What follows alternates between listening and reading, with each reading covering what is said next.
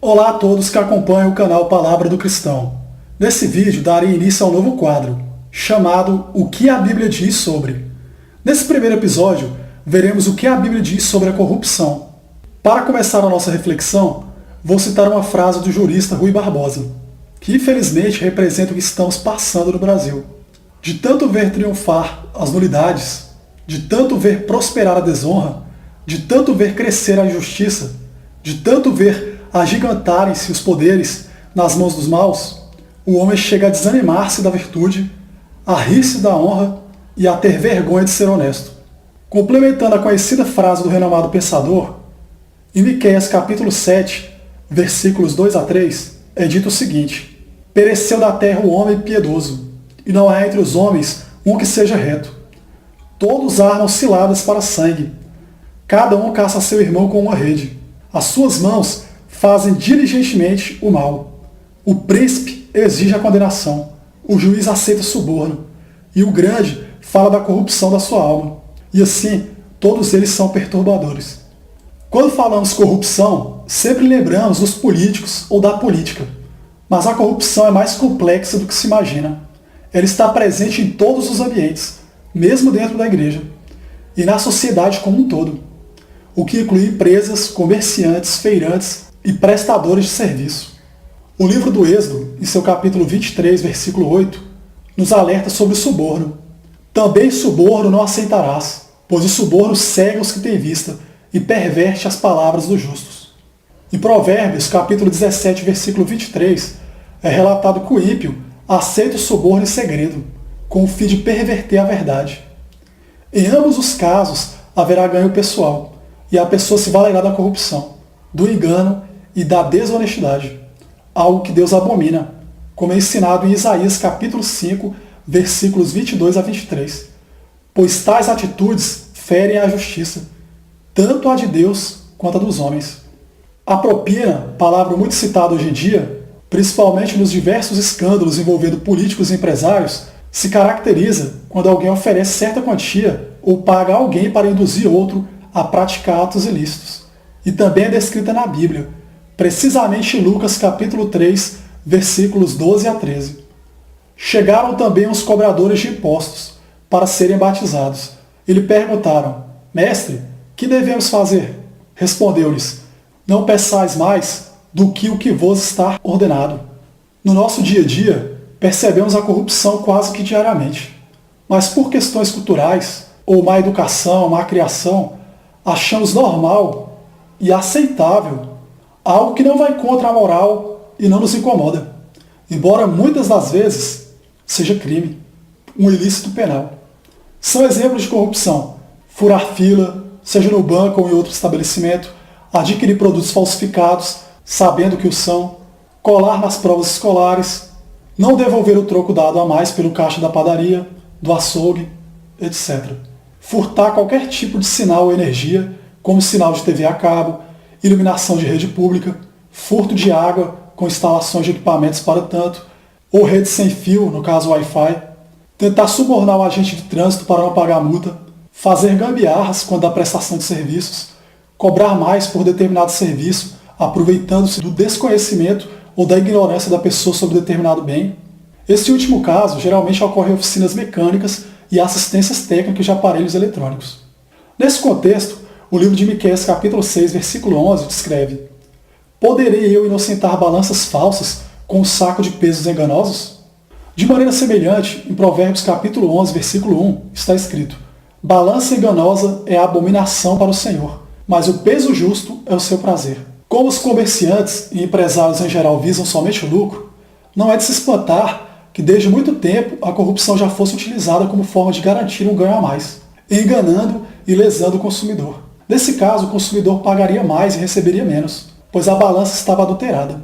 Em nossos dias, podemos citar os empresários que mandam introduzir água, formol ou soda cáustica no leite, com o fim de batizar ou mascarar a má qualidade do produto. Nos tempos antigos, já haviam diversas modalidades de corrupção, muito semelhante ao que vemos hoje. Porém, no nosso tempo, a desonestidade é muito mais elaborada, pois está intricada em todos os pilares da sociedade. E com o poder na mão de poucos, muito pouco pode ser feito.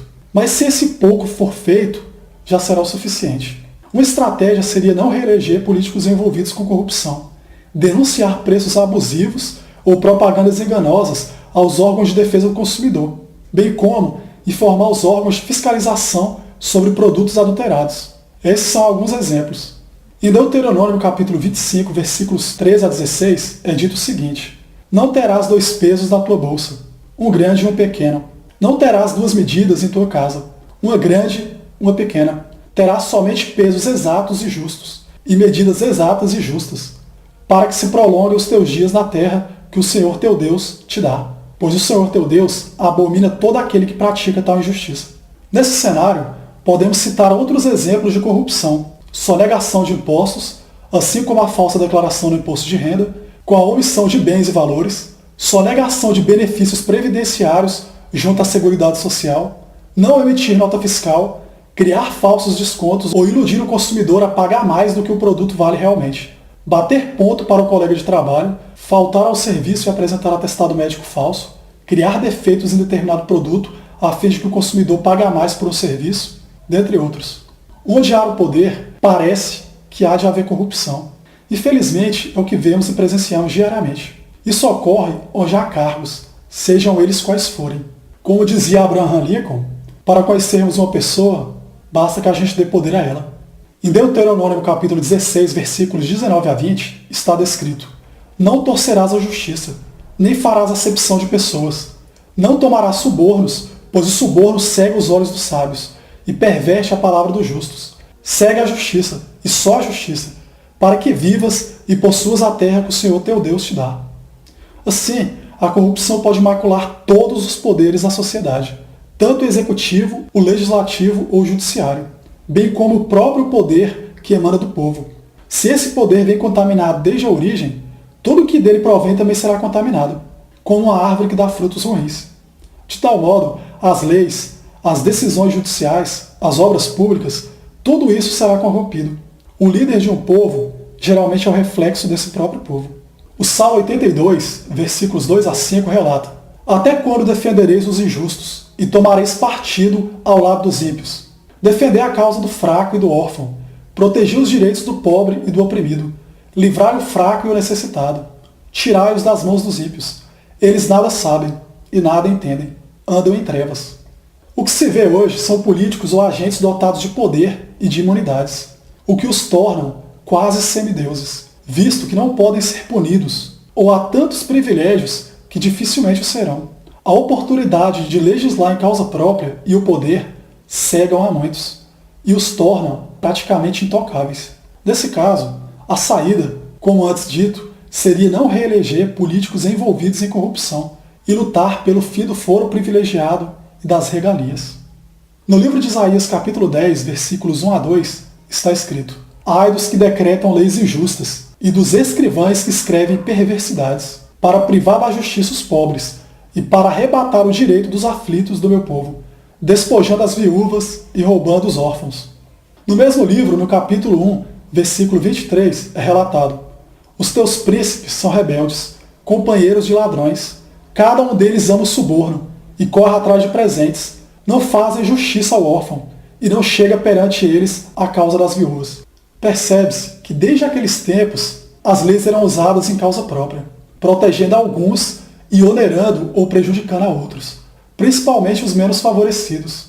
Ademais, como hoje, os corruptos procuram se relacionar com homens poderosos de mesma índole, para juntos enriquecerem às custas dos outros. No meio político, existem centenas de exemplos de corrupção, portanto seria impossível citar todos eles. Porém, podemos mencionar os casos de dispensa de licitação de obras públicas, quando não é o caso, a fim de favorecer alguma empresa, ou quando a empresa vence uma concorrência por meios fraudulentos, superfaturamento de obras públicas, cobrar para prestar serviços que por lei são gratuitos, dentre outros. Como cristãos, devemos ajuntar tesouros no céu, onde nada destrói ou corrói, onde os ladrões não roubam, pois tudo vem de Deus. Isso é ensinado em Mateus capítulo 6, versículo 20. A honestidade faz parte da caminhada do cristão. Aliás, é a obrigação mais básica de cidadão, que deve ser ensinada desde o berço. O desonesto, caso não se arrependa de seus atos, não terá parte no reino de Deus. Se achamos que porque ninguém está vendo nossos pecados, eles não serão errados, Pecamos por ignorância e desconhecimento do preceito.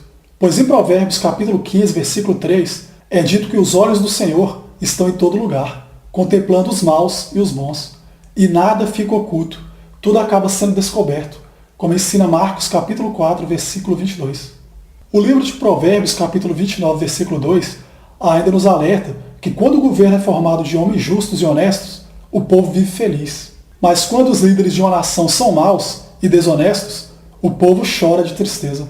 Muito semelhante à nossa realidade, não é verdade?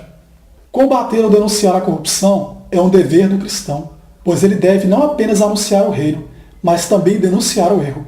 Infelizmente, a corrupção também pode macular a igreja. Ela está presente quando existe nepotismo, ou seja, apadrinhamento de parentes em cargos de confiança, ainda que haja pessoas qualificadas para tanto.